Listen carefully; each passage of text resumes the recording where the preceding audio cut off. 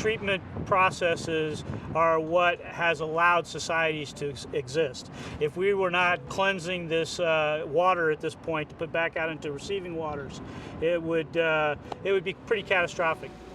The world has a huge population now, and they learned back in the Roman days that they needed to get sewage away from their population, or else it could cause a lot of diseases and things like that. The same would be true today. The difference is we're able to utilize the treatment processes to be able to take care of in a few hours what Mother Nature would naturally take care of in days or weeks or months. In San Francisco, we have a very old system that was originally designed around the gold rush era. And so we have a combined sewer system that manages both wastewater flows from your toilets and showers, as well as the stormwater that runs off of the rooftops and the roadways. The combined systems basically is anything that hits the ground or goes down your sink, toilet, just about anything whatsoever. Where it's separated, it's just sanitary sewage that would come to a treatment plant, for instance, which is all of the rest of California except for San Francisco. The difference is we treat everything, including, street runoff where we might have oil spills and things like that. It comes through our treatment plant. We're knowledgeable to handle many different things. And one of the differences in wastewater, people just throw things away. So it's not just what's coming from your house and things like that. We've had, all different kinds of construction, a lot of unquestionable things, drug, paraphernalia, and we have to know how to handle that. So the training that we get is specialized so that whether you work in San Francisco or another city, the public should be confident that the person operating your facility is competent and effective. The wastewater division is a critical part because it has to handle things 24/7, whether you like it or not. Things are always coming. People think of climate change as just sea level rise, but there's also change in intensity and frequency of our rainfall. So we're trying to look forward for those changes of rainfall and how they hit our city.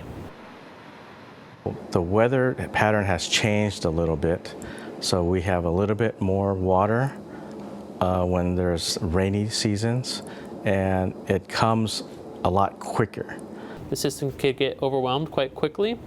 When we have sea level rise as an issue, it can diminish our capacity for us to be able to manage the combined sewer flows. If you have a flood due to an overflow, what you'll see on the streets could possibly be needles, organisms. That's not a very good, healthy thing to have. So there's quite a few things that are happening overall that we have to plan for. In San Francisco particularly, the footprint for where you can put treatment plants and things like that has shrunken quite a bit. In the 1950s, there were homes directly across the street, but now, in 2015, there's still homes directly across the street. So we're trying to basically be a little bit more neighborhood friendly, move some of these things that were promised to be moved many years ago, and upgrade our processes that are about 3 times past their life cycle. In our right-of-way, we don't have a lot of room to manage stormwater, so what we're trying to do is find the space. So when you look at an average street, it's busy with cars and cyclists, pedestrians, so what we're trying to do is find means of reorganizing streets to make it better for cars and people and stormwater. So through green infrastructure, we can treat the stormwater, sink it down into the ground, and can recharge groundwater. So there's a potential for reuse of stormwater for potable use in the future. Water is one of the critical resources that we're here to manage that are going to be a critical issue throughout the rest of our future. Everyone thinks of the current resource crisis as oil, but there's always going to be an alternative to oil. There's going to be natural gas or solar or wind. There is no alternative to water. All life is based on water.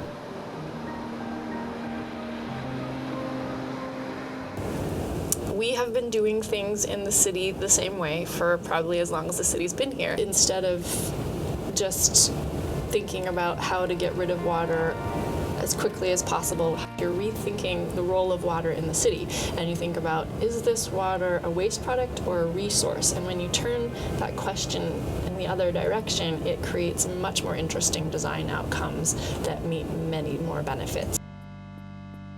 We have a great city, don't get me wrong, but there's some room for improvement. So green infrastructure is a combination of green and gray infrastructure improvements we're looking to make to our city to help meet the level service requirements, meaning that we're hoping to better manage stormwater to ease the burden on the aging system, to reduce risk of flooding, combined sewer discharges to the bay and the ocean, and make the city more livable. Gray infrastructure is like a large sewer mains, so we have some upsizing of sewers, we have improvements to pump stations, we have the southeast plant being improved as well. Green infrastructure is a new technology which is using plants and soils and non-necessarily piped solutions to managing stormwater. So it's going to be a combination of both of these that help our system be more resilient in the future. We like to say that San Francisco's gray is greener than most people's green. That's an industry thing.